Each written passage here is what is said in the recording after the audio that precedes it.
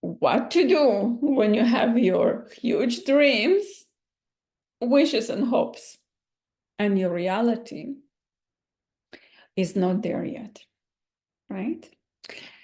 And what happens with the mind and consciousness when you're building hopes, dreams, possibilities for yourself, it's going to be scary, absolutely, because you're going to explore yourself on levels that are not familiar to you.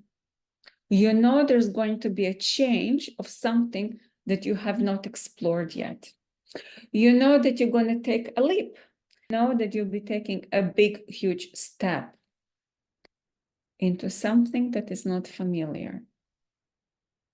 And at the same time, the desire is so big, not doing it, it's not an option anymore. Because if you're not going to be doing it, not following your dreams, your hopes, your wishes, there is something in you that's going to become very, very stagnant. And guess what?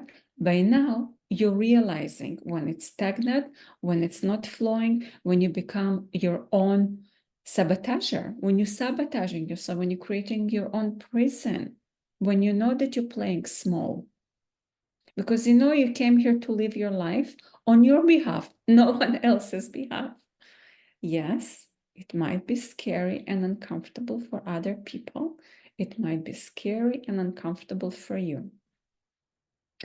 So, what to do when you have your dreams, your expectations, your wishes, and there's no cheerleaders around? That can be even more scary, right? Who's going to cheer me on? Who's going to give me thumbs up? Who's going to be there for me? Who's going to support me? And instead, all you have is voices of others that are threatening you, that are telling you it's ridiculous, it's impossible. You might lose everything. It's not worth it. And you know what? It's not just their voices. It's your voices too that are creeping up and telling you the same thing. So who to listen? And how to allow yourself to live in this dream, in this hope, in this life that you're building, designing, and secretly wishing for. How to allow this to happen. And that's the time when you're stressed, when you are overwhelmed. That's when the old thoughts, the old patterns can creep in. Old patterns of criticism, old patterns of fear, and that's okay. And what's most important at this point is to recognize that they are just old patterns. That's it. It's just the voices of your past are creeping in to scare the hell out of you, not to take the next step into your future, into your life. And yes, it's scary. So that's why I'm always encouraging you, please stay on top of your mind, because the mind is already programmed in a certain way from the moment you were born. And it will creep up and it will act out the old program just to take you back to old and familiar. And then what?